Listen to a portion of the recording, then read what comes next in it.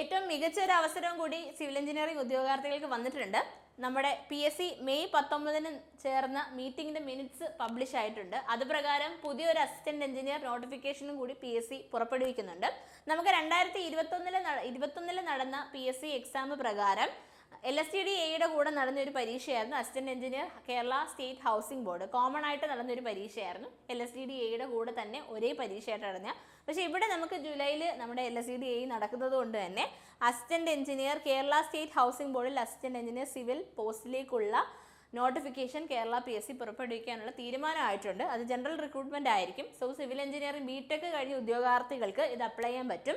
Especially പുതിയതായിട്ട് അതായത് just pass out ആയിട്ടുള്ള BTech ഗ്രാജുവേറ്റ്സിന് അപ്ലൈ ചെയ്യാൻ ചാൻസ് കിട്ടാനുള്ള സാധ്യതയുണ്ട്. അവരുടെ റിസൾട്ട് വന്നു കഴിഞ്ഞിട്ടാണെങ്കിൽ of course they can also apply. അല്ലാതെ ഇപ്പം LSTDAയ്ക്കൊക്കെ പഠിച്ചുകൊണ്ടിരിക്കുന്ന ഉദ്യോഗാർത്ഥികളാണെങ്കിൽ പഠനം അവിടെ നിർത്തണ്ട. അടുത്ത നോട്ടിഫിക്കേഷൻ നിങ്ങൾക്ക് അടുത്ത അവസരമായിട്ട് വരുന്നുണ്ട്.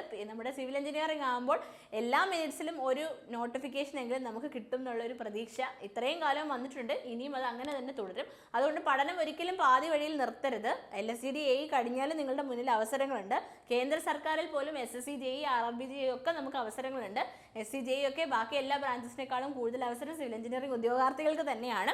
സോ കേരള PSCയുടെ പുതിയ നോട്ടിഫിക്കേഷനെ കുറിച്ചിട്ട് ഒരു ഐഡിയ തരാൻ വേണ്ടിയിട്ടായിരുന്നു. അപ്പം നമുക്ക് പഠനം ഇനിയും തുടങ്ങിയിട്ടില്ലാത്ത ആൾക്കാർക്ക് തുടങ്ങുകയും ചെയ്യാം. കാര്യം നമുക്ക് ഇനി നമ്മുടെ water authority, pollution control board, AE, അതുപോലെ തന്നെ നമുക്ക് ഇനി PWD ഇറിഗേഷനൊക്കെ അടുത്ത വർഷം വിളിക്കാൻ ചാൻസസ് ഉണ്ട്.